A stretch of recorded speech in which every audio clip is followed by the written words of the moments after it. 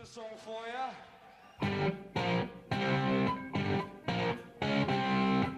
You're listening to Deep Purple Smoke on the Podcast. I will do one episode for each song the band recorded in the studio.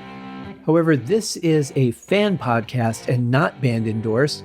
It's more of a tribute to their long history, well beyond just the hits, and my way of giving something back to a band that has given so much to me. Let's dig in!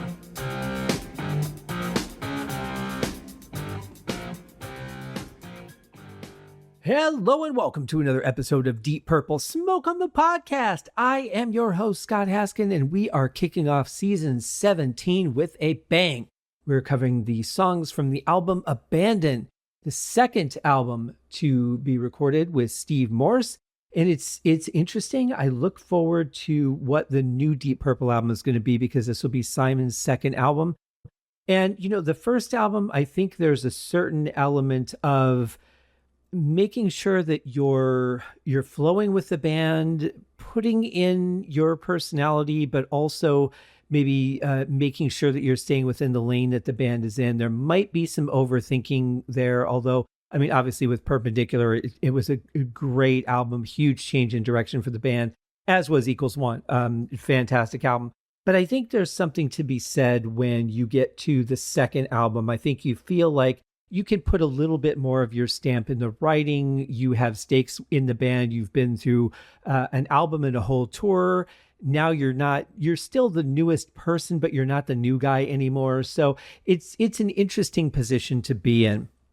I think we certainly noticed that on Stormbringer when Glenn and David were on their second album with the band, and they weren't the new guys anymore, and might have asserted some of their feelings and things more into the writing than they did on Burn.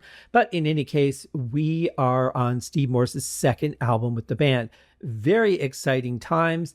Sadly, though, this is the last album to feature Jon Lord.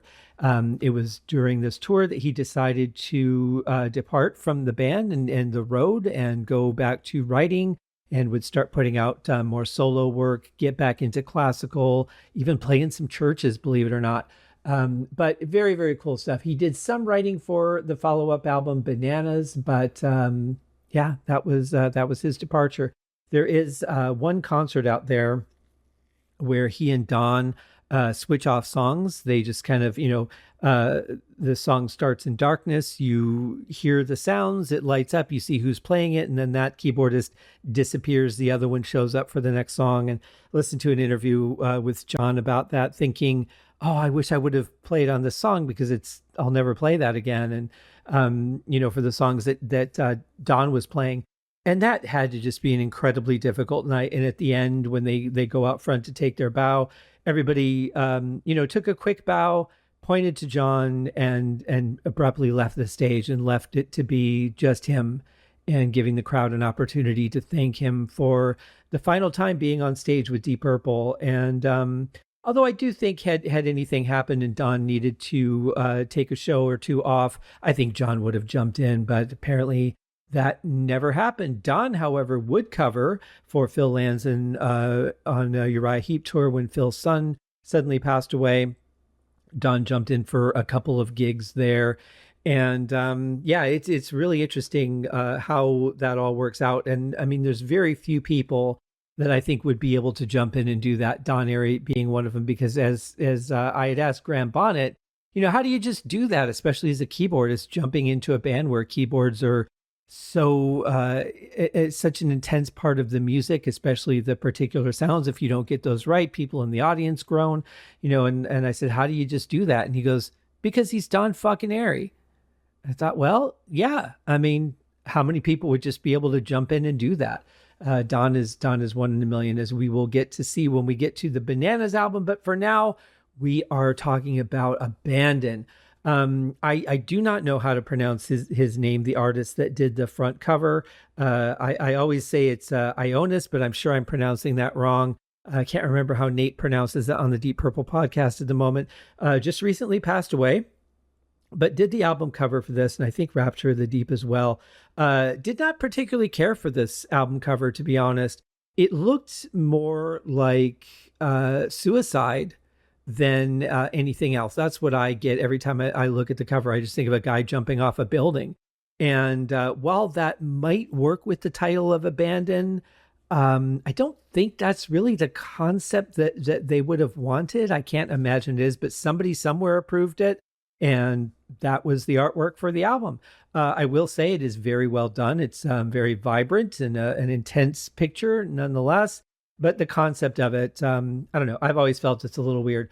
Also interesting about this album is this is the album that never received a public vinyl release. The only one in Deep Purple's history to never receive a public vinyl release. There was a vinyl pressing, but that was just going out to radio stations that still used turntables and hadn't switched to a CD or digital format. And if you can get a hold of one of those wherever they are, I've never seen one available, but if you can get a hold of one of those, I would imagine that is one hell of a treasure. But yeah, no actual vinyl release. I'm surprised that with these reissues and things that no one's gone back and done it. I would imagine if Ear Music owned the rights to be able to do it, I'm sure they would have done it already. I can't remember who this was done. I don't think it was BMG. I don't remember who issued this one, to be honest, at the moment.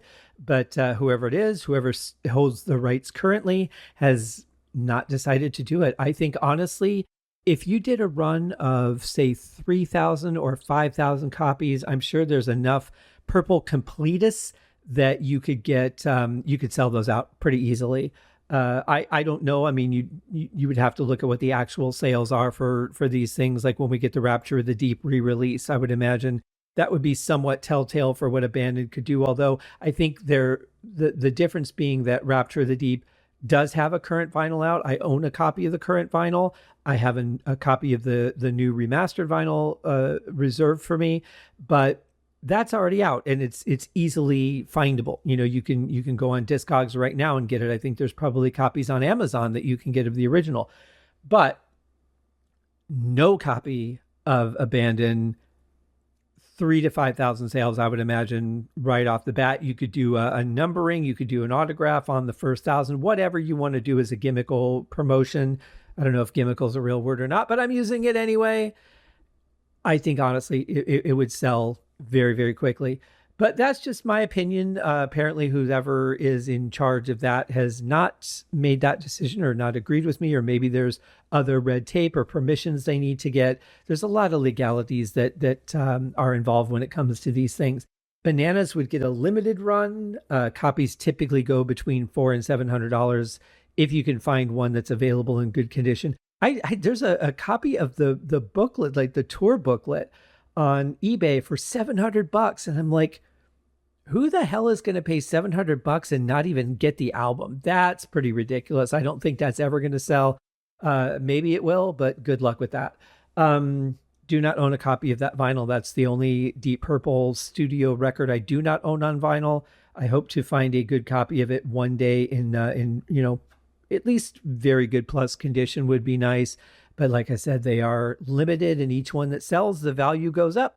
So there's that. Now we're going to get into the music. This is a really interesting mood. Think about, we know who's in the band. We've had an album. They've done a tour. Maybe or maybe you hadn't seen them on the tour, but now they're back in the studio. Steve's been in the band for a bit, and we get the album, or we get I guess we get the CD or the digital download if there was one available at the time, and we get this sound.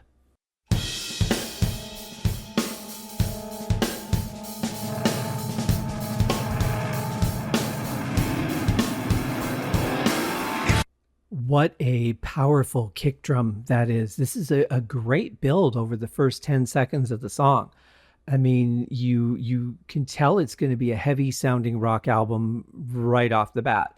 I mean, you don't get a kick drum that's that big and in your face on a pop disc, that's for sure. Yeah, I love the build, love that organ swell especially. Interestingly, we're not getting any guitar. It's like they're hiding Steve behind the curtain, which I like. Unless he's blending into the organ, which is very possible that he might be playing something that's subtle, but the organ is definitely the focal point, the organ and the drums. In fact, there's not even any bass through this, which is going to make it more powerful when they do kick in. Now, I have to make a slight adjustment in what I said earlier because I thought about it and I thought, I want to see if any of those radio promo copies of the vinyl might have become available. And out of curiosity, I checked on Discogs and check this out. There are 5 unofficial vinyl releases for Abandon. The first 2 were in the UK and Europe in 2018. Both unofficial releases. One is a 2 LP album released in stereo. The other is just listed as LP album in stereo. The 2 LP is through EMI. The LP is through Thames. Very interesting. But wait, there's more. In 2020, EMI Switzerland also put out a 2 LP unofficial release. And then a mysterious company in Russia, not even on a label, issued a 2 LP unofficial release in stereo. We're still not done. In 2022, in Europe, SSM Records EU issued LP unofficial release Clear Vinyl. Now, Discogs currently has none of these available. I would imagine that because they're unofficial releases, they might be blocking the sale. Although all it says currently is no items available in the marketplace. It doesn't say that they ban or have blocked the sale of that item, which is interesting. But you get to the second one and it does say this release is blocked from sale on Discogs. It is not permitted to sell within our marketplace. We go to the third one, the EMI Switzerland. That one says no items available in marketplace, not that it's blocked. Then let's go to the 2020 Russian effort. No items available in the marketplace. Again, not blocked. And the last one, the Clear Vinyl, we get this release is blocked from sale on Discogs. So 2 of them are blocked, 3 are not. None of them are available. I also did check eBay, none are available there. But boy, is that interesting that we've got unofficial releases. Now, I was thinking that, one of the problems too might be the fact that, yes, there may be a record label that holds certain rights, but the publishers may hold the rights to individual songs. You might have different publishers on every song, or a publisher that just owns part of one song or all of one song that doesn't own anything else on the album. You have to get consent from everybody that has ownership before you can do a release. So that might be one of the things also that is preventing a potential official release, because you have to get all the rights holders to sign off. They have to argue about percentages and how it's going to be done and how they're going to be credited and how they're going to get paid and, what percentage they'll get paid out of total sales. And all of that stuff has to be ironed out.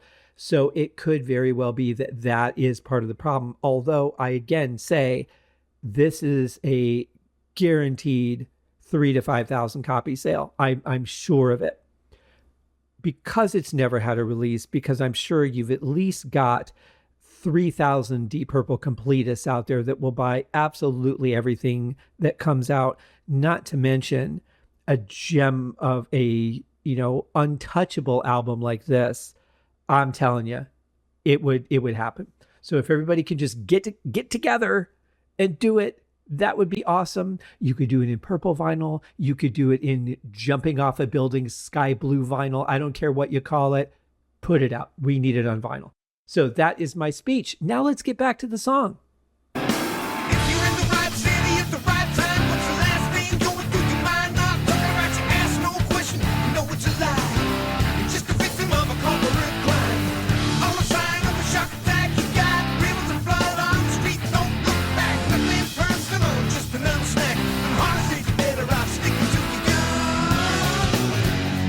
This is just some great stuff kicking the album off. For one, Ian sounds great. For two, I like the way he's singing this. It's kind of singing, kind of narrative at the same time, but it really works. His voice just in full force. We get Steve doing some muted strumming in the back to thicken up the sound a little bit. And we have just this killer riff that gives a lot of space for the vocals, but it doesn't just push itself to the side while the vocals are going on. It kind of comes in and out, giving the vocals a chance to come through, but also being very present. It's an interesting and delicate balance, but very, very well done. Absolutely love this. Interestingly, he talks about a shark attack in just a couple of days in real time as I'm recording this. Mark Roback from the 70s Weekly Countdown with Mark and Pete, also Deep Purple podcast alumni. He and I are going to be finishing the second half of our review of the movie Jaws as we are in the midst of the 50th anniversary. This won't come out until, end of October. But as I'm recording this in early July, first week of July, Mark and I did the first half already. Took 4 hours to cover the first half of the movie. Can't wait to see what happens once they get on the boat. I mean, I know what happens in the movie, but as far as our podcast goes, very interesting stuff, but absolutely fantastic.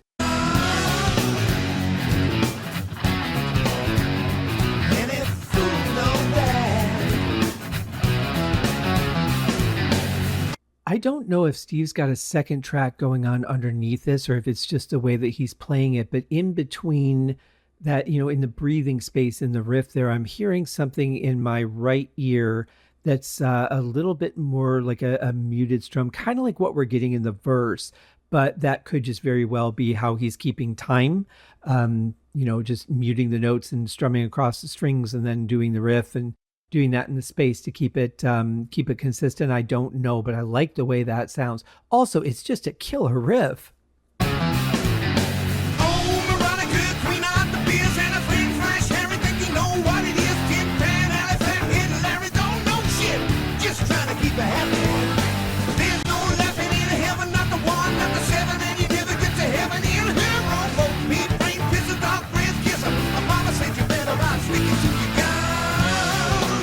A few references in this verse that are pretty interesting. First of all, he starts the verse talking about Moronica. Moronica is what Ian refers to the music business as, which, from what I know about the music business, totally get where he's coming from there. But he also talks about There's No Laughing in Heaven. No Laughing in Heaven was a song that Ian released with his band. One of my favorites of his. It's excellent. There's a fantastic version of it on Gillen's Inn. In fact, I actually prefer that version to the original, but I think I heard that one first also, so keep that in mind. He also talks about Not the One, Not the Seven. There's a song on the album called Seventh Heaven, which I think he actually makes a couple of references to. There's no laughing in heaven, not the one, not the seven, and you'll never get to heaven. So I don't know. It's one of those things that I think maybe this song was written last, or they took song titles from these lyrics, and I don't know. It's hard to say, and it all could have been subconscious too, very possible. But interesting verse. The only thing I don't know what he's referring to is Fathead Larry. Have no idea who Larry is or what the reference is there, but it's a very, very catchy lyric. And again, the way that he's delivering the lyric is just a lot of fun. It flows really nicely. It's not singing. It's not talking. I don't know what you'd call it. Maybe, I guess, some version of rapping. But in any case, I really, really enjoy the sound of it. And then, of course, we go back to this riff for the chorus, which I just absolutely love so much. And I also like the way that he takes the last word and emphasizes it and kind of carries it out a little bit. That's a really nice technique. Oh, I know what the other reference was. There was a line, just trying to keep her happy. And there's a song on the album called Don't Make Me Happy. Did I say that one already? I can't remember now.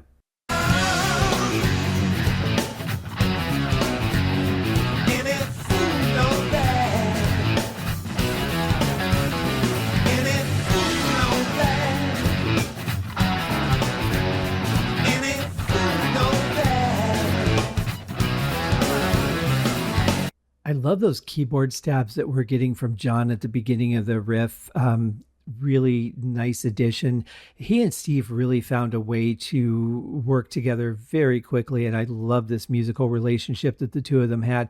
It's really sad, to be honest, that we only got 2 albums with them together just because of that alone. I've seen some live material, again, not really big on that kind of stuff, but I've seen some live material where their interaction is so good together. It's really something to be treasured, I think.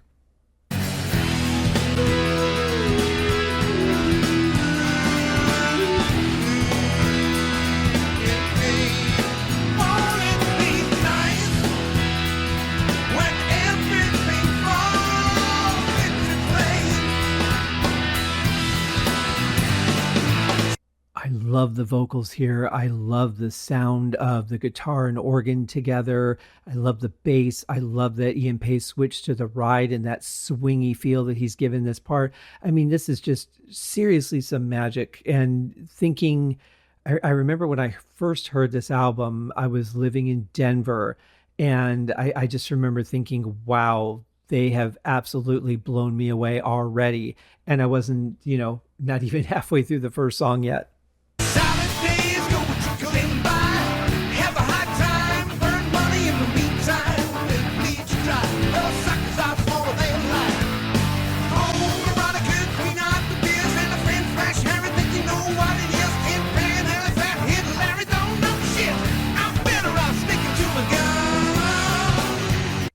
I'm not really specifically hearing Roger in this point, and I'm guessing that he's playing the root notes of the rhythm section.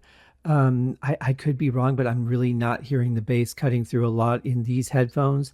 But I know Roger only lays back like that when he feels it's the right thing for a song. Otherwise, he usually plays some stuff in maybe the mid to upper register of the bass and kind of cuts through with some notes here and there. But he's pretty solid on this one.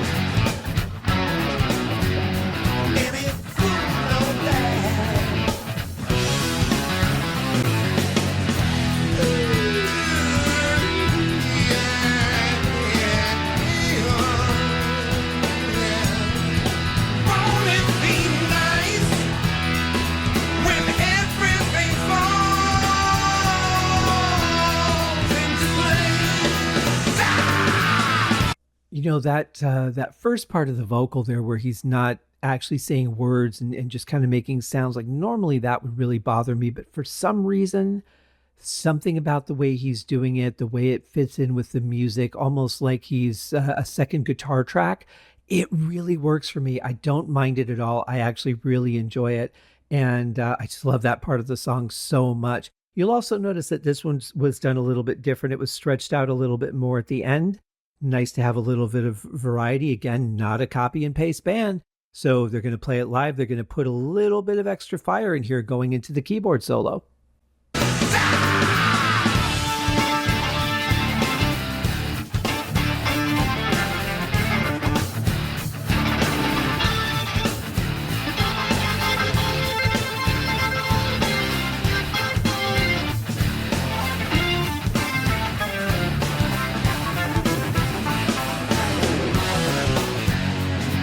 A short but powerful keyboard solo from John. I love it. I love the sound of it. I love that we're getting the Hammond right off the bat on this album. I think that's very important for Purple's sound.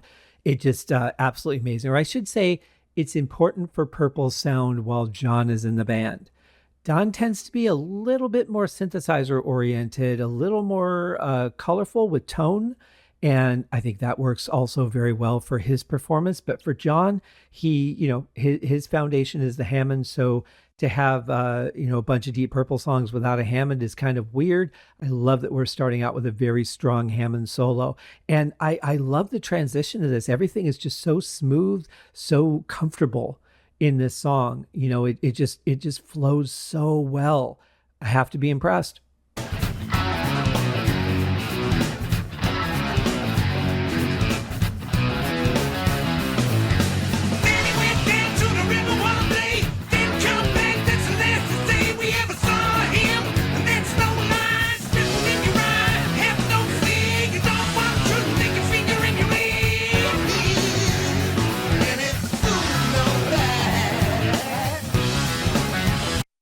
in general, I have absolutely no idea what the hell Ian's talking about here, but there is something he says that I think could possibly be another throwback to a song. Don't know for sure, but if you think back to The House of Blue Light and the song Strange Ways, there's a line, the alien has landed, finger in his ear, can't hear a word I'm saying, but maybe that ain't such a bad idea. And I don't know if that inspired this. If it didn't, don't know. But it certainly could be a connection.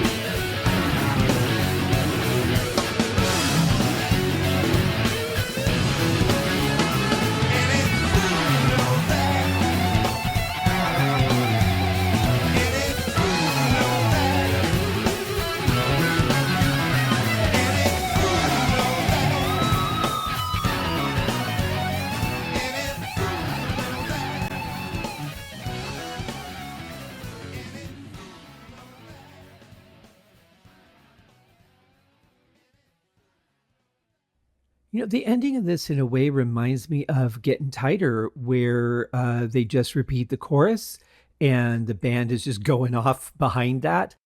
Steve's playing some really cool stuff, hitting a couple of frequencies that could be a little bit ear splitting, but for the most part, I like his sound on this. I don't really remember a whole lot of that screechy perpendicular sound being on this album. In fact, I'd forgotten that that was part of this song at all. But I think what he's playing is really good. There's just, a couple of those frequencies could have been diminished as far as the EQ goes. But that's just my opinion. For some people, they might absolutely love it, and that's absolutely fine. I don't care. But the other thing that's I've always found interesting and slightly awkward about this song is the title.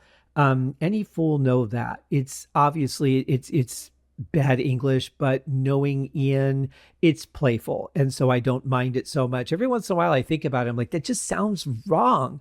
But at the same point, it works. I think that's the whole point of the song, in fact. But yeah, great song, lots of energy, killer track to start the album. A band goes out on tour. They put an album out with a new guitarist. They go on tour for a while. I don't remember how long the tour was here, but the fans that are, no Richie, no Purple, or some people that just maybe didn't want to accept Steve, or maybe were a little nervous. Maybe they didn't like Perpendicular, but they wanted to give this new album a chance. I mean, if this isn't a great Deep Purple opening track, I don't know what would have pleased those people. There's some people that are just obstinately not going to like a band that doesn't have their favorite member in it, no matter what they do. And it's kind of pointless to try and please those people. But for the people that are open-minded or that liked Perpendicular and were excited for the new album, like myself, I just remember being absolutely blown away by this track. And I remember also when it was done fading out, I paused the CD because I listened to it in the car, coming home from Media Play, which is where I bought it in Denver. And, or it might have been, was it Aurora? It might have been Aurora. I think I was living in Aurora at the time. And, but I remember pausing the CD, trying to decide whether I wanted to listen to this again or whether I wanted to hear the second song for the first time. I loved this so much. I kind of didn't want to let go of it, even though, the song's under 5 minutes, but it's a pretty lengthy song. And that's a pretty interesting decision when you've got a whole new album ahead of you. The song, for you to not want to hear the rest of the songs until after you've heard the first one again, that's a pretty strong statement for how you feel about that song, and certainly a great hope for the rest of the album, which I will reveal as we go through each of the songs. But for now, guys, that is going to be a wrap for this episode. And boy, we're off to a good start for Abandon, that's for sure. We will be back in the next episode. That should be, if I've calculated everything correctly, today's Thursday, tomorrow's Friday. So tomorrow we'll be going over the song Almost Human. We'll see you guys in the next one. Cheers.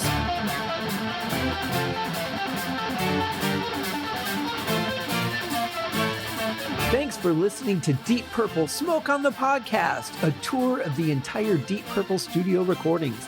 Please remember to give the show a rating on Apple Podcasts or wherever you're listening. Leave a comment and tell your friends. I also have a Patreon set up if you'd like to support the show. You can also write to me at smokeonthepodcast@gmail.com. I hope you enjoyed the episode and thanks for listening.